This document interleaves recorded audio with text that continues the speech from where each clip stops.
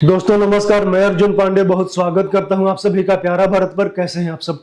देश में नेता तो बहुत हुए, परंतु मोहनदास करमचंद गांधी जैसे नेता देश में बहुत कम हुए, जो बाहर से देखने में तो बहुत साधारण मात्र एक धोती और चप्पल पहन के रहते थे, लेकिन जितना खर्चा मोहनदास करमचंद गांधी पे होता था उतना देश के बड़े बड़े धनाढ्य व्यक्तियों पर नहीं होता था। मतलब दिखावटी कुछ और होता था, अंदर कुछ और होता था। उन्हीं की विरासत को आगे बढ़ाते हुए भारत में भी आज कई सारे नेता हैं, जिसमें ममता बनर्जी और अरविंद केजरीवाल का नाम लिया जा सकता है। आज हम बात करें ममता बनर्जी की, जो बाहर से वैसे तो हवाई चप्पल पहन कर रहती हैं, सादा साड़ी पहन कर रहती हैं, लगता है कि बहुत साधारण है। वो कहती भी हैं कि मैं कोई सैलरी नहीं लेती हूँ, मैं जो कविताएं लिखती हूँ, मैं जो लेख लिखती हूँ, जो मैं पेंटिंग बनाती हूँ, उनको बेच के जो पैसा आता है उसी से मैं जो अपना खर्चा चलाती हूँ।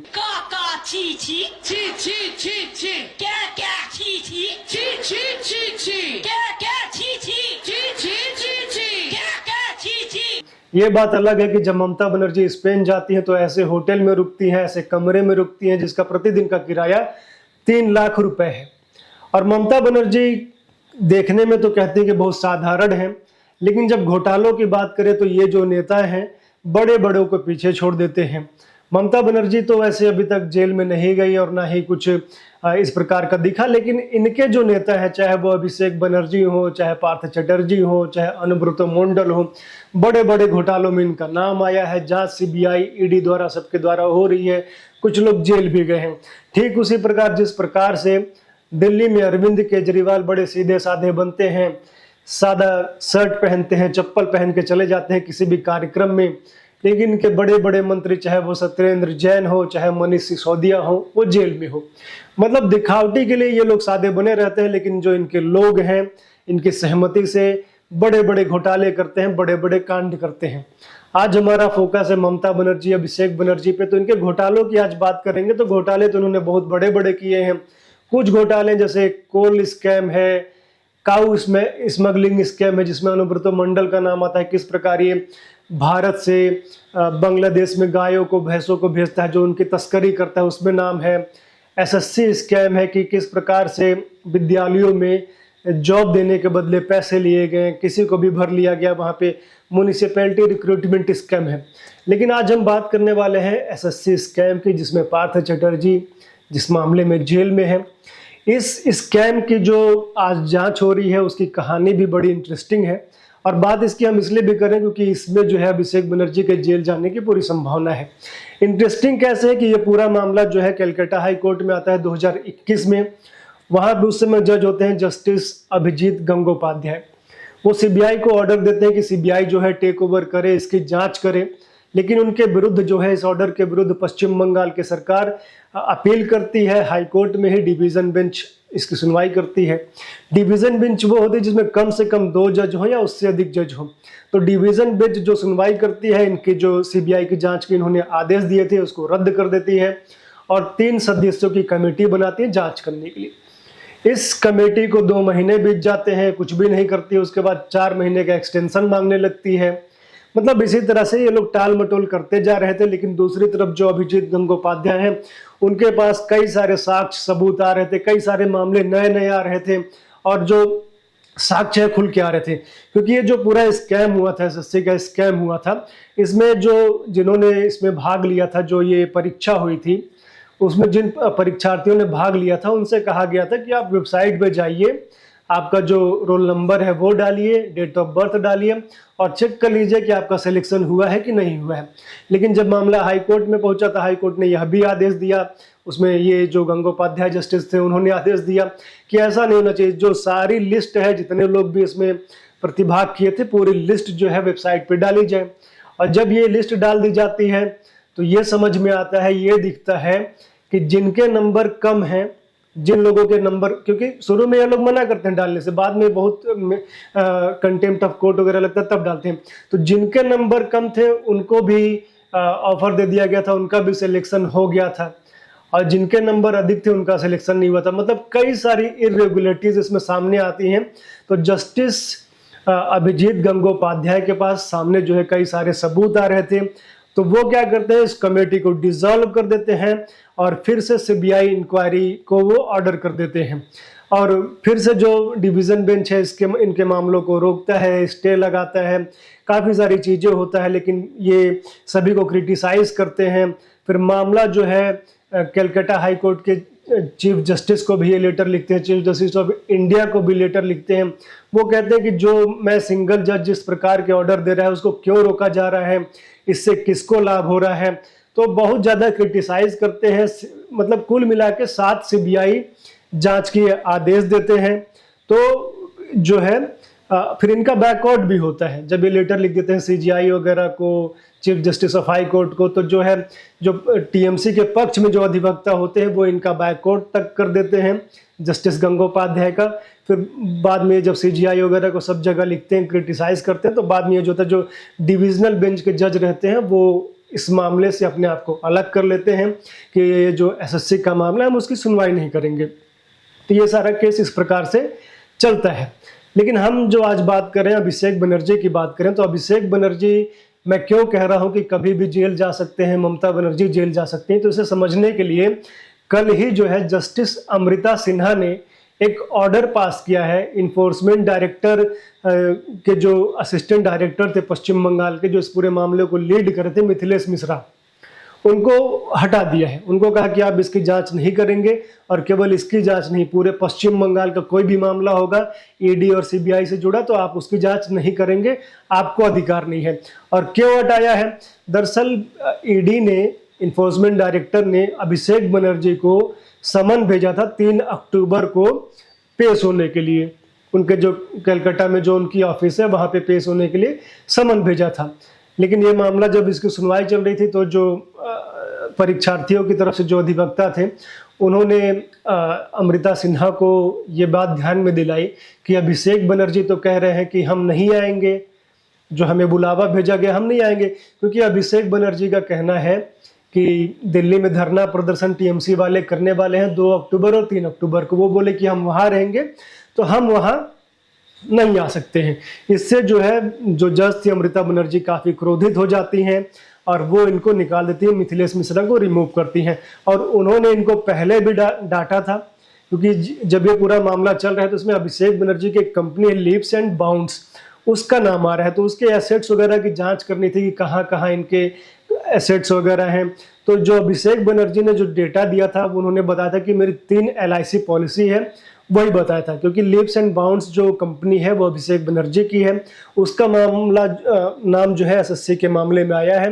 तो अभिषेक बनर्जी ने बोला कि मेरी केवल 3 LIC पॉलिसी है। जस्टिस अमृता सिन्हा ने पूछा कि 3 ही LIC पॉलिसी है और कहीं संपत्ति इनकी नहीं है? तो जो मिथिलेश मिश्रा थे वो बोले कि अभी तो हमारे पास यही डॉक्यूमेंट है और कुछ हमें पता नहीं है।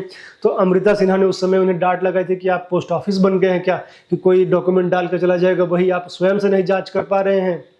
और ये जो अभिषेक बनर्जी है ये तो सांसद है, इसका तो बैंक अकाउंट भी होगा, सैलरी जाती होगी, आपके पास एक केवल 3 LIC यही पॉलिसी है, इसी के आधार पर जांच होगा। मतलब बहुत ही उनको फटकार लगाई थी, क्योंकि मतलब कुछ भी जांच जो है ED इसमें कर नहीं पाई थी। अभी तक केवल ED का काम इतना ही पहुंचा हुआ है। तो उन्होंने उनको रिमूव कर दिया अमृता बनर्जी ने, और ये कहा कि कहीं भी कुछ भी होगा तो आप नहीं देखेंगे। और उन्होंने यह भी कहा कि ये कॉन्फिडेंट नहीं है, जो मिथिलेश मिश्रा जो है कॉन्फिडेंट नहीं है। पिछली बार जब ओपन कोर्ट इनकी लगी थी, जब इन्होंने डांट लगाई थी, तो उसमें भी ये कॉन्फिडेंट नहीं नजर आ रहे थे। और जब ED का ऑफिसर इस तरह से कॉन्फिडेंट नहीं होगा तो कैसे आगे की जांच होगी, इस करके उन्होंने हटा दिया। अब बात करते हैं अभिषेक बनर्जी 2 और 3 अक्टूबर को दिल्ली में क्या करेंगे, क्यों नहीं वो कलकत्ता में समन को फेस करते हैं। तो ये जो TMC वाले हैं, जो पश्चिम बंगाल की सरकार है, उनका कहना है कि नरेंद्र मोदी की जो केंद्र की सरकार है, इन्होंने हमारा पैसा रोका है, पश्चिम बंगाल को पैसा ये लोग नहीं पास कर रहे हैं। ये जो मनरेगा का पैसा है और ये जो PM आवास का पैसा है ये लोग नहीं दे रहे हैं। इसका करीब 15,000 करोड़ बताया जा रहा है कि केंद्र सरकार पास नहीं कर रही है, और कई सारी और स्कीमें मिला ले तो लगभग 1 लाख करोड़ से अधिक ये लोग क्लेम कर रहे हैं कि नहीं पास कर रही। और जो ये सरकार है वो पास क्यों नहीं कर रही है, तो सरकार का ये तर्क है कि जब हमारे ऑफिसर्स गए वहाँ पे जांच किया PM आवास योजना, तो पहली बात तो ममता बनर्जी ने PM आवास योजना का नाम बदल के बांग्ला आवास योजना कर दिया, जो उन्होंने 2016 में लॉन्च की थी। मतलब सारी फंडिंग केंद्र सरकार दे रहा है, लेकिन वो मैडम जो है अपने नाम से चला रही हैं। पहला काम तो वो ये कर रही हैं।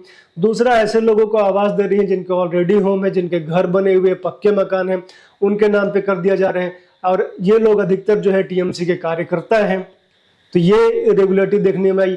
कई ऐसे लोगों को अलॉट कर दिया गया पीएम आवास योजना, बांग्ला आवास योजना के नाम पे, जो कि क्राइटेरिया को मीट ही नहीं करते थे। और पश्चिम बंगाल की सरकार फंड तो मांग रही है, लेकिन जो फंड उसको ऑलरेडी अलॉट हो चुके हैं उसका वो कहीं नहीं दिखा रही कि हमने कहाँ कहाँ दिया, उसका यूटिलाइजेशन हुआ कि नहीं हुआ। मतलब वो ये दिखाने में सक्षम नहीं है कि हमने अलॉट कर दिया। वो जितना फंड केंद्र सरकार इनको भेज रही है सब एक अकाउंट में ये इकट्ठा करके रखी हुई हैं, उसको अलॉट ही नहीं कर रही हैं जो लाभार्थी हैं जिनको देना है। तो इस करके कई सारी जो है अनियमितता देखी गई पश्चिम बंगाल सरकार के इस पूरे उसमें, तो फंड को रोका गया है। और ये जो रोकने की बात है, जब आप नहीं बताएंगे कि कहाँ हमने यूटिलाइज किया तो सरकार रोकेगी। ये पूरे भारत में हो रहा है, केवल पश्चिम बंगाल में नहीं। एक छोटा सा उदाहरण मैं देता हूँ, राशन की जो दुकानें हैं वहाँ पहले गेहूँ चावल पहुँच जाते थे, लेकिन अब ये हो गया कि जिसका अंगूठा लगेगा, जिसका रजिस्ट्रेशन हो जाएगा कि हाँ ये ले गए, उतना ही राशन आ रहा है, उससे अधिक राशन नहीं आ रहा है। तो ये सब जगह हो रहा है और ये बात है। और दूसरी बात, ये जो अमृता सिन्हा ने यह भी कहा कि भाई किसी भी तरह लाओ इनको, और जो परीक्षार्थियों की तरफ से जो अधिवक्ता थे उन्होंने इसको कोर्ट इस प्रकार से इंटरप्रेट किया कि जो ईडी है उसके पास इतनी शक्ति है, उसको आवश्यकता पड़ती है तो अभिषेक बनर्जी को कस्टडी में ले, उन्हें बैठाए, पूछताछ करे, और जो अब न्यायपालिका है थोड़ी सी भी देरी बर्दाश्त करने के मूड में नहीं है। तो अब समझिए 3 तारीख को 2 अक्टूबर और 3 अक्टूबर को अभिषेक बनर्जी को दिल्ली में होना है, क्योंकि ये जो बता रहे हैं कि फंड रिलीज नहीं कर रही केंद्र सरकार।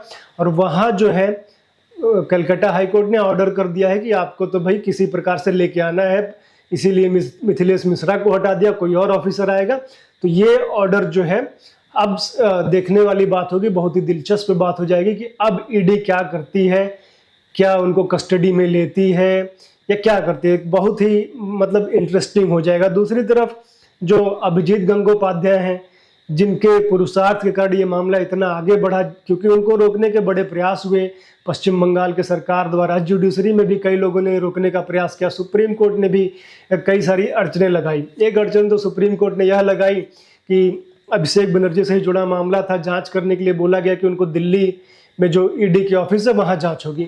तो सुप्रीम कोर्ट ने बोला कि नहीं, दिल्ली में नहीं जांची, अब जो पश्चिम बंगाल में जो आपका ऑफिस है कलकत्ता में, वहीं आप जांच कीजिए। लेकिन देखा गया है कि पश्चिम बंगाल में किस प्रकार से सीबीआई के भी जो ऑफिसर होते हैं उनके साथ किस प्रकार से मिसबिहेव किया जाता है, उनके ऑफिसेस को घेर लिया जाता है। तो वहाँ पे मतलब जो इन्वायरमेंट होना चाहिए वो नहीं है। जबकि अभिषेक बनर्जी सांसद हैं, दिल्ली में ही रहते हैं, तो दिल्ली में जांच हो जाती तो क्या समस्या होती। लेकिन सुप्रीम कोर्ट भी अभिषेक बनर्जी को उसमें आ जाता है। कई बार उनको ये होता है कि पेश होते स्टे लगा देगा, कभी गिरफ्तारी पर रोक लगा देगा, कभी पेश होने के लिए रोक लगा देगा, सरकार लुकआउट नोटिस जारी करती है तो उस पर रोक लगा देता है। लेकिन अभिजीत गंगोपाध्याय की बात करें, जिन्होंने एकदम से गर्दा एकदम उड़ा रखा है, उन्होंने कहा है कि 4 अक्टूबर को सीबीआई के जो चीफ है, सीबीआई के जो अध्यक्ष है प्रवीण सूद, वो जो है हाई कोर्ट के सामने प्रेजेंट हो वर्चुअली। मान लीजिए समक्ष नहीं आ पा रहे हैं, डायरेक्ट फिजिकली नहीं आ पा रहे हैं, तो वर्चुअली प्रेजेंट होने के लिए कहा है। वो उन्होंने इसलिए कहा क्योंकि उन्होंने भी सीबीआई को लताड़ लगाई है, क्योंकि उनका कहना है कि सीबीआई भी जो है बहुत धीरे से काम कर रही है, बहुत धीरे धीरे काम कर रही है। जब उन्होंने सीबीआई के लोगों से पूछा, डीआईजी से पूछा सीबीआई के कि इतना स्लो आप काम क्यों कर रहे हैं, तो सीबीआई के डीआईजी ने बताया कि एक स्पेशल जज हैं अर्पण बनर्जी, वो इस मामले में रोक लगा रहे हैं। रोक कैसे लगा रहे हैं? सीबीआई जो है इस मामले में जिसको विटनेस डिक्लेयर करी है, मतलब 4 लोगों को सीबीआई ने बोला कि ये हमारे गवाह है, डिक्लेयर मतलब विटनेस है, मतलब जो दोषी थे, जो फर्जी तरीके से नियुक्ति पाए थे, वो विटनेस बन गए कि भाई हम गवाही देंगे कि ऐसे ऐसे। तो अर्पण बनर्जी जो कि स्पेशल जज थे, उन्होंने क्या किया कि उनको जेल में डलवा दिया। बोला कि ये तो फर्जी तरीके से इन लोगों की नियुक्ति हुई है, तो ये भी दोषी है, इनको जेल में डालो। जब भाई उनको जेल में डाल दोगे, जुडिशियल कस्टडी में भेज दोगे, तो गवाही कौन देगा? उनको तो सिक्योरिटी आपको देनी चाहिए, क्योंकि जो भी विटनेस होता है, गवाह होता है, उसकी सिक्योरिटी देनी होती है। उसको जेल में डालता है, और जेल में डालने के बाद पुलिस ने वहां उनको टॉर्चर किया। तो ये तो अर्पण बनर्जी ने किया।